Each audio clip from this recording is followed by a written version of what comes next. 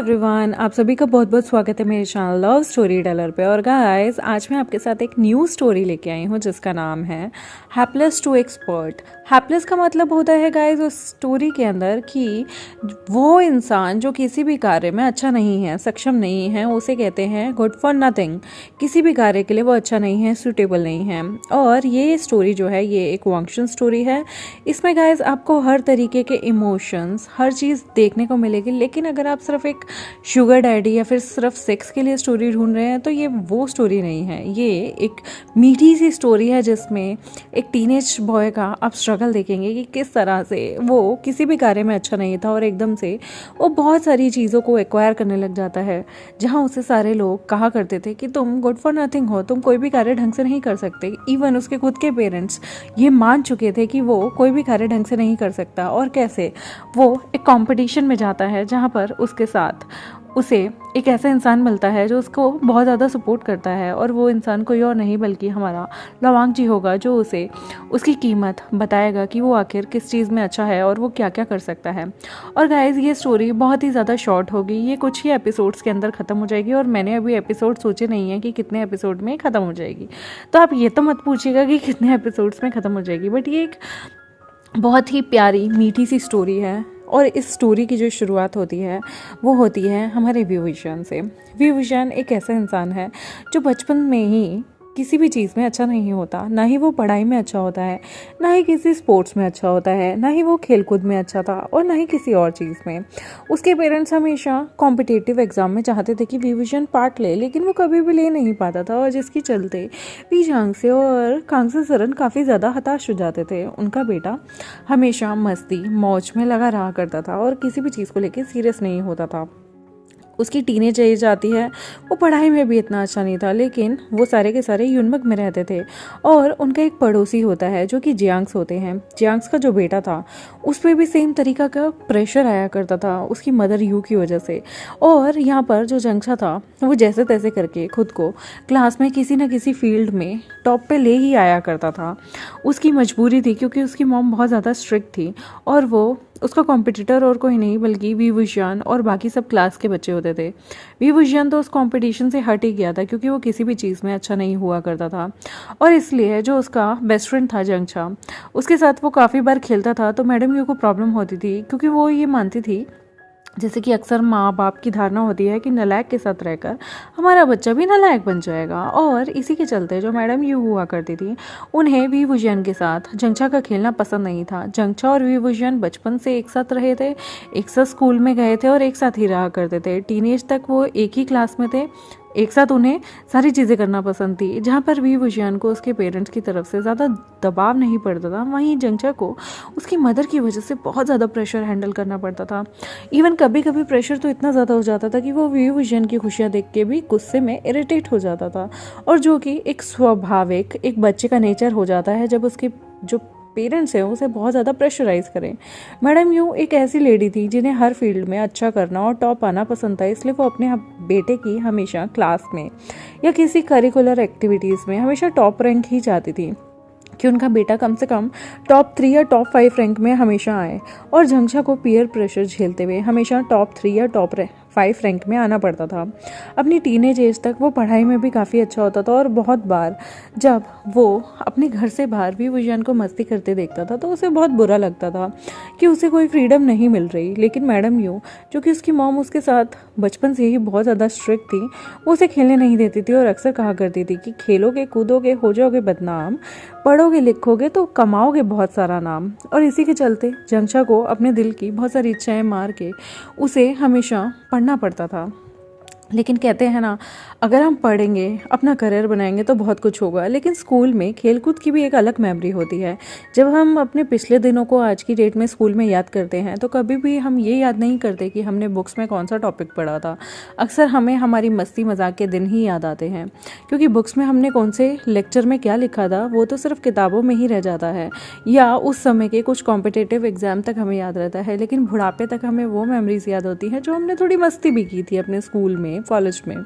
और और यही जंगछा के साथ था। उसकी मॉम के पीयर प्रेशर के चलते उसके पास कोई भी अच्छी याद नहीं होती थी और कोई वजह नहीं होती थी स्कूल जाने की, क्योंकि उसकी ज़िंदगी बोरिंग हो जाती थी। लेकिन स्कूल जाते हुए उसे सबसे अच्छा लगता था वी वुजियान के साथ हमेशा रहना। हालांकि वो वी वुजियान के केयर फ्री नेचर से कभी कभी अनॉयड हो जाता था, लेकिन उसे वी वुजियान के साथ बहुत सारी मस्ती करना बहुत ज़्यादा पसंद था। वी वुजियान जो कि एक चलता फिरता शैतान था और वो चलती फिरती मुसीबत हुआ करता था। वो बहुत सारे लोगों को बहुत परेशान करता था, जैसे कि प्रैंक्स खेलना, जो कि छोटे बच्चों की आदत होती है, और कभी खुद गलती करके दूसरों पे नाम लगा देना। और क्या करें, बच्चों का जो तो नेचर ऐसा ही होता है, क्योंकि उनमें मासूमियत होती है और वो पिटाई से या डांट से बहुत ज़्यादा डरते हैं। बड़े हो जाने के बाद तो हमें किसी चीज़ का खौफ नहीं रहता, लेकिन बचपन में बच्चों को बहुत सारी चीज़ों से डर लगता है।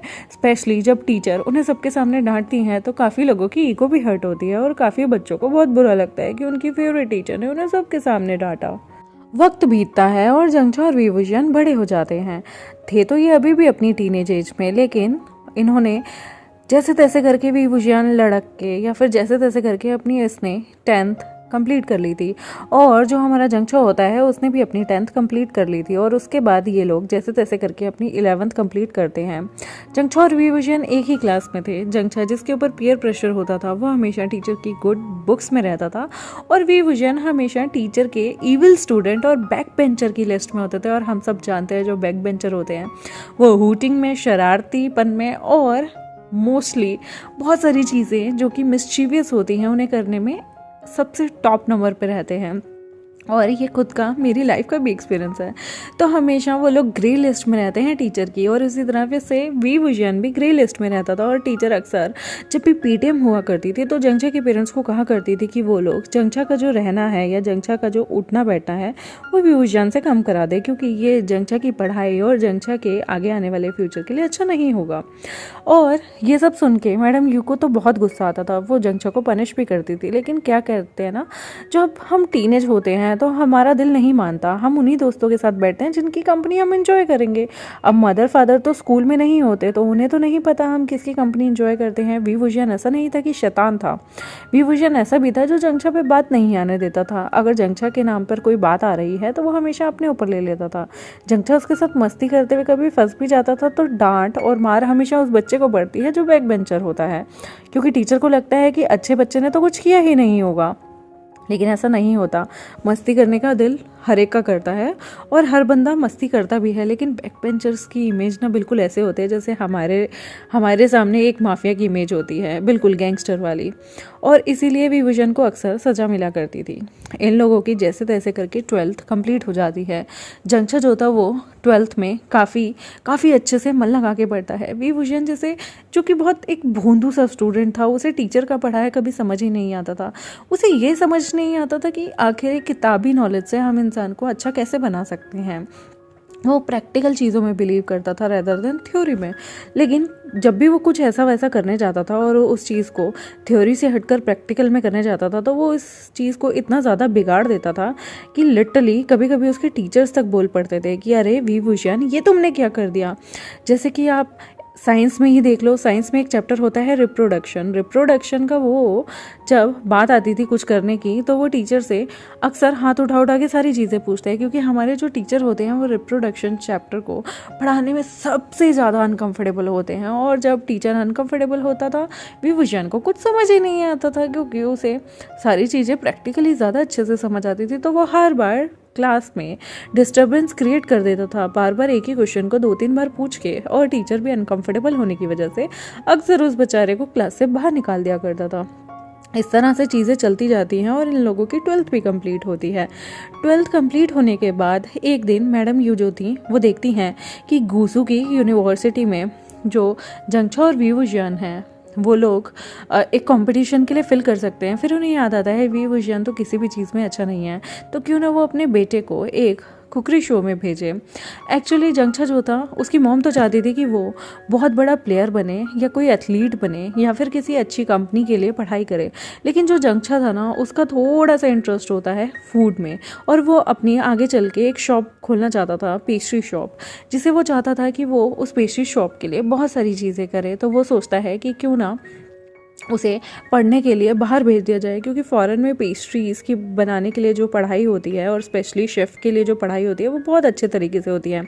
उन्हें जो हमारे टेबल्स मैनर हैं वो भी सिखाया जाता है, कैसे चीज़ सर्व की जाती है, कैसे चीज़ एक्जॉटिक लगती है, कैसे किस चीज़ की रिप्रेजेंटेशन कैसे होनी चाहिए, ये सारी चीज़ें सिखाया जाता है। और गूसू में एक ऐसा कॉम्पिटिशन हो रहा था जिसके तहत जो लोग सेलेक्ट किए जाएंगे वो लोग लिटरली उन्हें फ़ॉरेन में पढ़ने के लिए स्कॉलरशिप मिलेगी।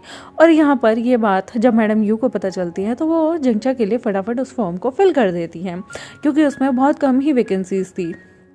और ये जैसे ही मैडम यू को बात पता चली, उन्होंने चुपके से जंगचा के लिए फॉर्म फिल कर दिया ताकि किसी भी तरीके से वो इस वी विजन से पीछा छुड़ाए, बाहर जाए, स्कॉलरशिप ले और बाहर फॉरेन में पढ़े।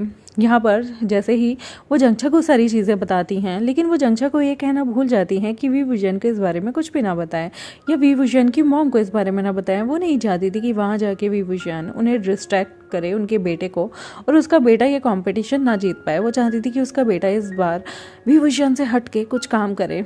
लेकिन जंगचा तो जंगचा है और बच्चे तो बच्चे हैं।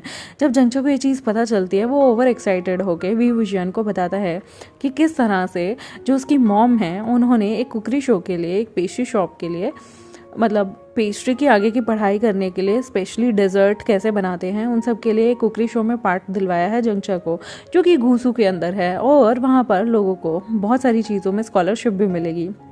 वी विजन जिसे पानी तक नहीं गर्म करना आता था, जिसे एक टी तक बनानी नहीं आती थी, और तो और वी विजन एक ऐसा इंसान था जिसने कभी मैगी तक नहीं बनाई थी, नूडल्स तक बनाने उसे नहीं आते थे। वो इंसान जब ये बात सुनता है तो वो बहुत ज़्यादा सैड हो जाता है, क्योंकि उसका गली मोहल्ले का सिर्फ एक ही उसकी उम्र का दोस्त था, वो था जंगचा। और अगर जंगचा यहाँ से चला जाएगा तो वी विजन का दिल कैसे लगेगा। वो किसी और के साथ कभी बचपन से खेला ही नहीं, वो हर टाइम जंगचा के साथ रहता था और सारी मस्ती और सारी स्कूल लाइफ उसने जंगचा के साथ बिताई है। तो किस तरह से वो अपने दोस्त को जाता हुआ देखे। तो वी विजन जो है वो जब जंगचा से ये बातें सुनता है तो वो अपनी मॉम को फोर्स करता है कि उसकी मॉम भी उसका वहाँ जाने का ये फॉर्म भर दे। उसकी मॉम जो जानती थी कि उनके बेटे को एक गैस जलानी नहीं आती, पानी तक उबालना नहीं आता, एक चाय बनानी नहीं आती, वो बंदा एक कुकरी कंपटीशन में। उसकी मॉम तो पहले हंसने लगती हैं। पहली बार वी विजन ने अपनी तरफ से इनिशिएटिव नहीं लिया था, ऐसा तो नहीं था, बल्कि बहुत बार वो बहुत सी चीज़ों में जंगचा के चलते पार्टिसिपेट करता था और वो बहुत बुरी तरह से हार जाता था। और उसके पेरेंट्स को काफ़ी बार उस कॉम्पिटिशन्स के खर्चे उठाते उठाते वो थक गए थे। और इस बार वी विजन की मॉम सीधा बोल देती हैं कि वो जंगचा के साथ कुकरी शो में जाने के लिए किसी भी एंगल से वी विजन को हामी नहीं देंगी, क्योंकि गूसू जाने के लिए काफ़ी खर्चा भी होगा और उस कॉम्पिटिशन में भाग लेने के लिए भी खर्चा होगा। और वी विजन जैसे पानी तक उबालना नहीं आता, वो इंसान उस कॉम्पिटिशन में जाके क्या करेगा। यहाँ पर वी विजन रात में मुँह फुला के बैठा होता है। उसके पेरेंट्स आते हैं, जब उसके फादर भी जंग से भी आ जाते हैं तो वी विजन उनसे बोलता है कि उसे गूसू में जाना है। उसके फादर पूछते हैं, गूसू क्या करने जाना है तुम्हें गूसू में। तो वी विजन कुछ नहीं बोलता और फिर कहता है, पापा मुझे कंपटीशन लड़ना है। तो उसके फादर कहते हैं, ओह माय गॉड, तो फाइनली तुम्हें थोड़ी सी अक्ल आ गई, मतलब अब तुम इस मिशीवियस चीज़ों को छोड़कर तुम पढ़ाई को लेकर सीरियस हो गए हो, तो बताओ तुम्हें क्या करना है। तो वो कहता है, फादर वहाँ पे एक कुकरी शो हो रहा है, एक कुकरी कॉम्पिटिशन हो रहा है जिसे वर्ल्ड लेवल पे दिखाया जाएगा। ऊपर से उससे जो बंदा विन करेगा उसे बाहर फॉरेन कंट्री में डेजर्ट बनाने के लिए स्पेशलाइज किया जाएगा पेस्ट्रीज बनाने में। तो फादर मैं वहाँ जाना चाहता हूँ। उसके फादर जो खाना खा रहे थे वो उनके मुंह से निकल जाता है और वो कहते हैं, क्या कहा तुमने, तुम डेजर्ट बनाने जाओगे, तुमने कभी एक गिलास पानी भी गर्म किया है। वी विजन जो कि वहाँ पे पाउट बना के बैठा था वो कहता, फादर मुझे जाना है, जंगचा भी जा रहा है। उसके फादर कहते हैं, चुप करो तुम, जंगचा को बचपन से ही पेस्ट्रीज बनाने का बहुत शौक है। हालांकि तुम्हारे दोस्त ने बहुत बार बहुत सारी पेस्ट्रीज जलाई भी हैं और वो गंदी सी जलाई हुई पेस्ट्रीज अक्सर मैडम यू तुम्हें दे देती हैं खाने के लिए और तुम हमें पकड़ा देते हो। लेकिन मैं तुम्हें बता दूं, मैं तुम्हें वहाँ नहीं भेजने वाला और मैं अपने पैसे ख़राब नहीं करूँगा। वी विजन कहता है, फादर फीस ज़्यादा नहीं है। उसके फादर कहते हैं, फीस ज़्यादा नहीं है पर वहाँ जाकर रहने का और हर चीज़ का खर्चा बहुत ज़्यादा होगा। वी विजन जो कि मुँह बना रहा होता है, वो जानता था वो अपने मम्मी पापा का इकलौता लड़का है। ऊपर से वो इकलौता बच्चा होने की वजह से उसके मॉम डैड अक्सर उसकी नाराज़गी पे उसकी सारी ख्वाहिशें पूरी कर देते थे, जैसे कि हर माँ बाप अपने इकलौते बच्चे की ख्वाहिशें पूरी कर ही देते हैं, चाहे वो जायज़ हो या ना जायज़। यहाँ पर वी विजन को बहुत गुस्सा आता है विभूषण कहता है मुझे वहाँ जाना है जाना है जाना है, अगर आपने मुझे नहीं भेजा तो मैं खाना नहीं खाऊंगा। विभूषण के जो पेरेंट्स होते हैं वो उन्हें कह देते हैं कि ठीक है, अगर तुम्हें वहाँ जाना है ना तो तुम्हें कोई भी 5 डिशेस बनाकर हमें खिलानी होगी जो कि डेजर्ट संबंधित हो, तभी मैं तुम्हें वहाँ भेजूंगा। विभूषण जिसे गैस भी चलानी नहीं आती थी, वो लिटरली उसका मुंह खुला रह जाता है और वो मन में सोचता है कि मैं वहाँ जाकर क्या करूँगा। I mean, मुझे तो सच में ये सब चीज़ें नहीं आती। फिर भी वो जैसे तैसे करके अपनी मॉम से कहता है मॉम ठीक है, कल से आप मुझे क्लासेस देंगी, क्योंकि जो घूसू में जाना है वो हम लोगों को बहुत जल्द जाना है, तो तब तक आप मुझे थोड़ी सी कुकिंग करना सिखाएं। उसकी मॉम कहती है बेटा कुकिंग एक आर्ट है, खाना बनाना एक आर्ट होता है। खाना ऐसा ही नहीं कि आपने बना दिया और वो गंदा मंदा बना है दूसरा बंदा खा लेगा। खाना आप दिल से बनाओगे तो ही अच्छा बनेगा, और अच्छा बनेगा तो सामने वाले को वो बहुत पसंद आएगा। जब तक खाने के साथ साथ उसमें आपका प्यार, आपके इमोशंस ना मिले हों, और जब तक आप दिल से उस चीज़ को नहीं बनाएंगे वो कभी अच्छा नहीं बनेगा। उसमें वो स्वाद या जायका नहीं आएगा जब तक तुम उसे दिल से नहीं बनाते। और विभूषण जो है वो ये चीज़ मन में समझता था, क्योंकि बहुत सारी जगह वो स्टॉल्स पे फूड खाता था जो कि इतना टेस्टी नहीं होता था, लेकिन वो अपनी फेवरेट चीज़ों को जब खाने जाता था फेवरेट शॉप से, तो अक्सर उससे पता चलता था कि उसका स्वाद अक्सर एक जैसा होता है, क्योंकि वो लोग अपने काम से बहुत प्यार करते हैं। और विभूषण तो ठहरा भुक्कड़। तो ये मन में सोचता है कि ठीक है मॉम, अगर आप मुझे चैलेंज दे दी हैं तो कोई बात नहीं, मैं बहुत जल्दी बहुत सारी चीज़ें बनाना सीखूंगा, और उसके बाद मैं जंगचा के साथ घुस जाऊंगा, और फिर उसके बाद अगर हम दोनों वहाँ पे जीत जाएंगे तो हम लोग फ़ौरन जाएंगे, वो भी साथ में पढ़ने। तभी विभूषण के फादर कहते हैं बेटा पहले पानी चलाना सीख लो, तुम्हें पानी गर्म करना आ जाए गैस के ऊपर, उसके बाद तुम अपनी ये ख्याली पुलाव पकाते रहना, हमें कोई दिक्कत नहीं है। पहले बेटा रियलिटी में आ जाओ, इतनी ऊपर मत उड़ो। तुम्हें क्या लग रहा है तुम एक दिन में पेस्ट्री बनाना सीख जाओगे, एक दिन में सारी चीज़ करना सीख जाओगे? आटा गूंदना कभी आता है? तुम्हें पता है पेस्ट्रीज़ के लिए हर चीज़ गूंदनी पड़ती है, अच्छे से बैटर बनाना पड़ता है। कभी तुमने कुछ बनाया भी है?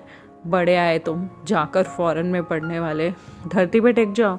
और मुझे पता है तुम 5 मीठी चीज़ों का चैलेंज तो कभी पूरा नहीं कर पाओगे इस जन्म में। तो मुझे नहीं लगता कि मेरा बेटा एक इंस्टेंट नूडल भी ढंग से बना सकता है, और 5 डेजर्ट इम्पॉसिबल।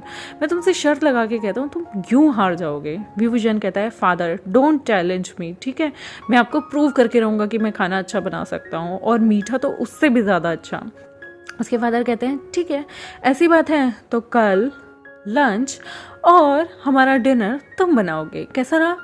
उसके बाद अगर कल तुमने अच्छा लंच बनाया और डिनर भी अच्छा बनाया, वो भी अपनी मॉम की हेल्प तुम ले सकते हो, उसके बाद मैं डिसाइड करूँगा कि अगर तुमने ये चीज़ अच्छी कर दी तो तुम 5 डेजर्ट बनाना सीखना, और जब तुम्हें वो 5 डेजर्ट बनाने आ जाए फिर मैं तुम्हारी फीस भर दूंगा। ये मेरी तरफ से चैलेंज है, और देख लो तुम्हारे पापा अपनी ज़ुबान के पक्के हैं।